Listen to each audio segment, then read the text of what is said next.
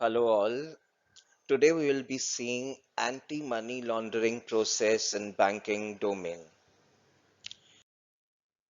As we have seen different processes in banking domain like the loan processing, the account payable process, the credit card application process. So today we will be looking into anti-money laundering process.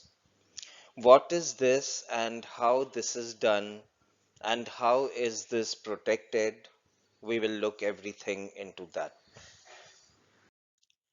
So anti-money laundering or AML, also known as anti-money laundering, is what actually?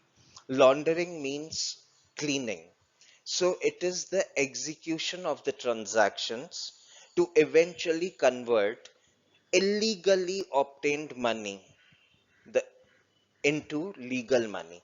So cleaning the money, the black money into white money, the execution of the transactions that eventually convert the black money into white money. So AML legislation is becoming increasingly strict for financial service providers. So AML is a legislation that is looking into for this strictly, and it's trying to prevent the financial money laundering or financial money terrorism. This is a money terrorism, so uh, uh, we have to protect this. So let's see.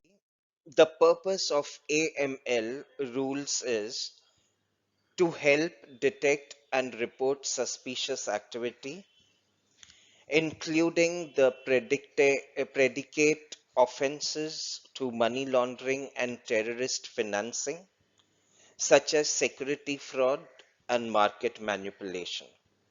So, mostly the suspicious activity, you will see that there is a lot of security fraud and market manipulation is happening, which we'll see later how that is happening. So the elements involved in this are detection of suspicious activity. The very first thing is detecting the suspicious activity, then risk assessment, internal practices, and AML training and independent audits.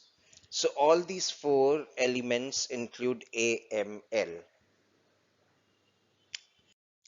Okay, so this is one of the examples of how dirty cash is converted into the legal or the white money.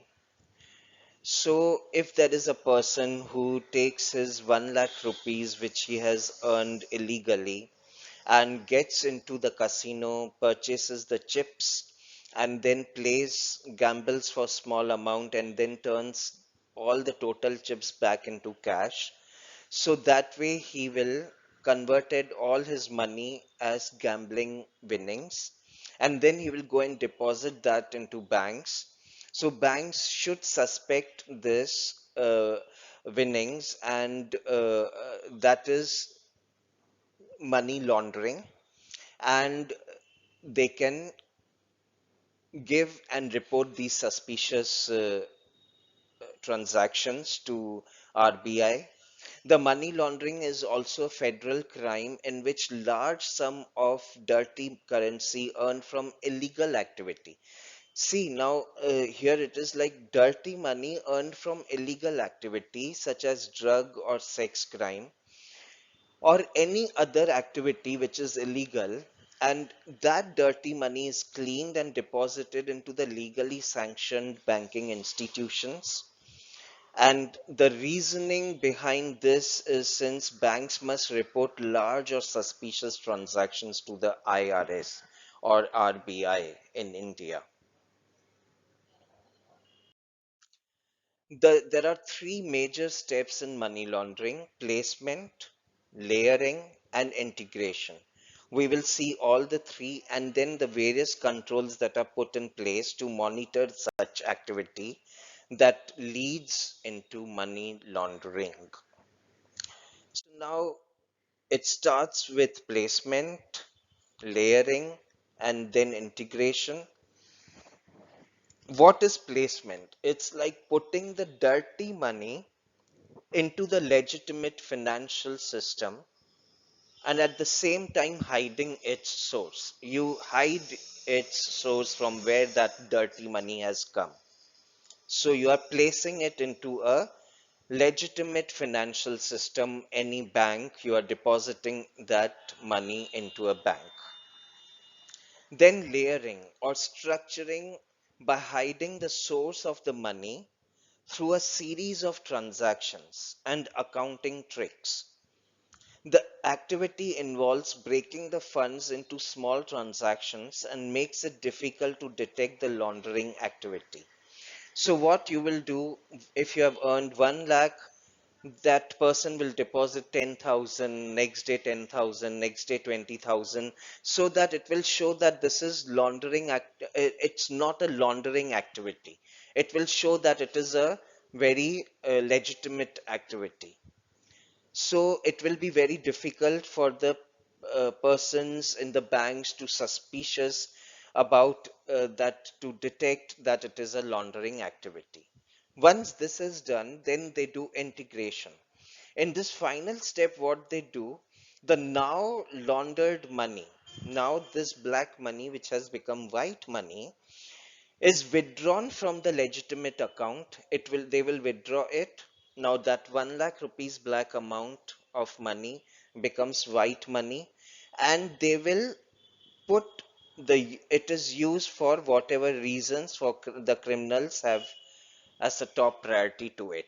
So maybe what they will do, they will purchase a car, they will purchase a flat with that white money, or do any terrorist activity or criminal activity which they want to do. So this way they convert this laundering, money laundering is done.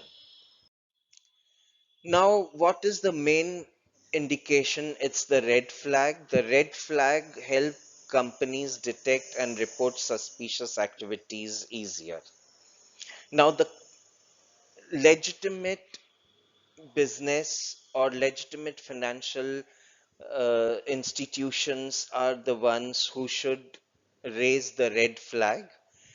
It helps the money laundering reporting officers to categorize suspicious activities and then help them write the suspicious activity report and finally report to the Financial Crimes Enforcement Network. Then, then what it is done, if the banks suspect money laundering involving large sums of money, they must file reports on any illegal transactions. So it is the responsibility of the banks to file the reports on any illegal transactions. Once that reports are sent and they come from number of organizations that notify government officials of cash transfers that may include consumer theft, drug smuggling, organized crime, or any other criminal activities. What are the signs of money laundering? Now, these are the warning signs that include money laundering. Repeated transactions in amounts just under $10,000 or by different people on the same day in one account. Internal transfers between accounts followed by large outlays and false social security numbers. This is according to the US, that if there are repeated transactions under 1,000, $10,000, or if the different person is doing in the same day on one account, or there are internal transfers and there are some false social security numbers. So these are the warning signs. Money laundering is the illegal process for making large amount of money generated by criminal activity such as drug trafficking or terrorist funding appear to have come from a legitimate source.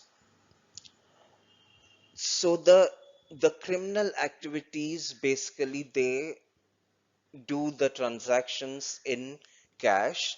So it is a dirty money and they return into the legitimate source.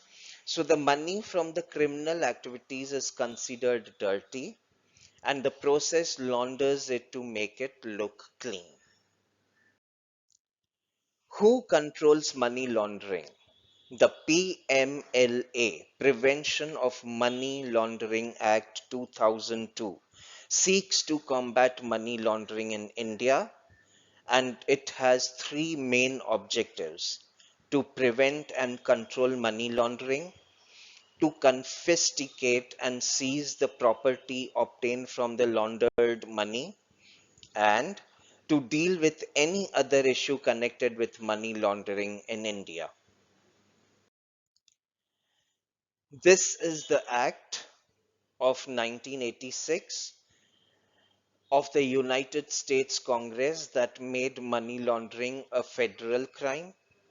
It criminalizes money laundering for the first time in United States, established money laundering as a federal crime, prohibited structuring transactions to evade CTR filings, introduced civil and criminal forfeiture for BSA violations and other violations, directed banks to establish and maintain procedures to ensure and monitor compliance with the reporting and record keeping requirements of the BSA.